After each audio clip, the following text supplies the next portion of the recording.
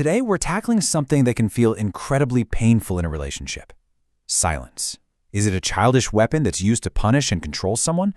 Or could it actually be a disciplined strategy for reclaiming your own self-respect?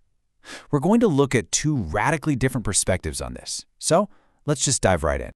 Everything we're talking about today really starts with a story of real desperation. This one sentence, posted on a marriage advice forum, it just captures this feeling of hopelessness that, wow, thousands of people immediately recognized. It's a cry for help that really sparked a massive conversation about what silence truly means inside a relationship. So let's start with this first perspective. It's grounded in that raw, real-life post from Reddit's r/marriage community. And it paints a really clear picture of silence as this deeply, deeply destructive pattern. And here's where you see just how devastating this cycle really is. This isn't a one-time thing. It's a 13-year pattern.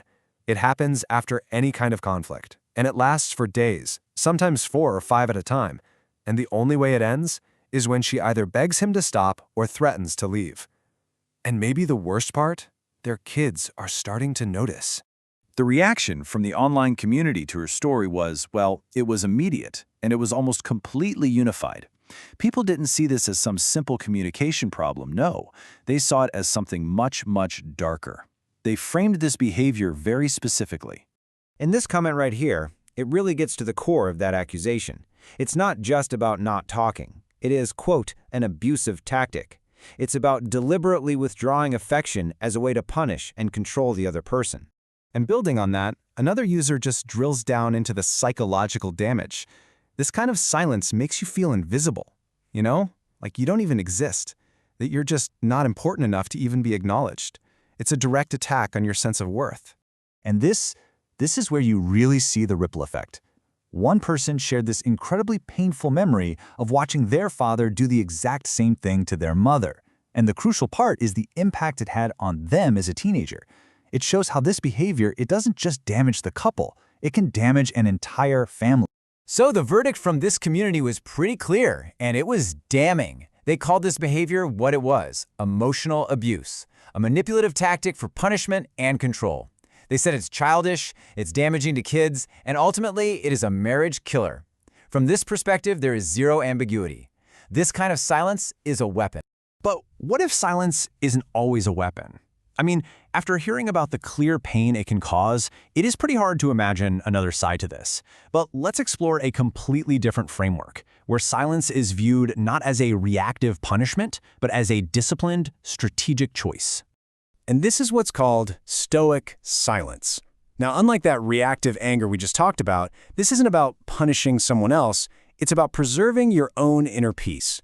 It's a mindful choice to stop yourself from escalating a fight by controlling the one thing you can, yourself. The philosophy behind this comes from the Stoic idea of the ruling faculty. The whole concept is that you can only truly control what is yours: your thoughts, your actions, your speech. You absolutely cannot control how other people react. So in a chaotic situation, the most rational thing to do is to command the one thing you actually can: yourself. And this, right here, is where you see the two sides staring each other down. The goals are in total opposition. In that first scenario, the person being ignored is desperate to talk, to fix things, to reconnect. But in this second scenario, the silent person's goal is all internal. It's about reclaiming their own self-respect, and by doing that, resetting the power dynamic of the whole relationship. As one source puts it, trying to argue your way into being respected is just a losing game. The more you plead your case, the less value you actually project. In this framework, strategic silence becomes the most powerful move you can make. It's a flat-out refusal to beg for validation. Okay, so if this strategic silence is used, what happens next? Well, one of our sources lays out this really fascinating psychological model. It claims to map out the predictable emotional journey of the person on the receiving end. So this model outlines 7 phases the other person goes through, from initial relief all the way to deep regret. The idea is that this strategic silence triggers a whole psychological process that forces them to completely reevaluate the relationship. Now, what's really interesting here is the psychological principle that's supposedly at work. It's called the Zeigarnik effect. You see, our brains have this tendency to get stuck on things that are incomplete. So when someone goes silent and breaks that usual fight and make-up script, it creates what's called an open loop. The other person's brain just can't let it go, and it forces them to constantly think about the unresolved issue. And you. So let's just quickly walk through those first 3 phases. At first, there's relief. The fight's over, and they might even feel like they've won. But then, when the silence goes on longer than they expect, curiosity sets in. The script has been broken, and that turns into anxiety, where they might start testing you, sending a random text, liking an old photo, anything to see if they can get a reaction and just close that open loop. And this is where the whole dynamic can totally flip. Loneliness hits because that safety net of attention is gone. Then comes nostalgia, where they start remembering all the good times. This can build into a real fear that the loss is permanent, and it all culminates in regret and a complete reevaluation of your value in their life. Okay, so we have 2 completely opposite ways of looking at the exact same action. On the one hand, silence is an abusive weapon. On the other, it's a stoic shield of self-preservation. So how in the world are we supposed to tell the difference? Well, the sources that propose this duality offer this breakdown. Look at the intent. Is it to preserve your own peace, or is it to punish someone else? And what's the catalyst? Is it a mindful choice, or is it an explosion of resentment? And this is where it gets really tricky, because it is so easy to tell yourself you're being grounded and in control, when in reality, you're just resentful and lashing. So it all just boils down to this one fundamental disagreement.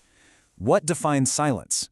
Is it the intent of the person who's being quiet, or is it the impact on the person who's receiving it? And that leaves us with a really difficult question.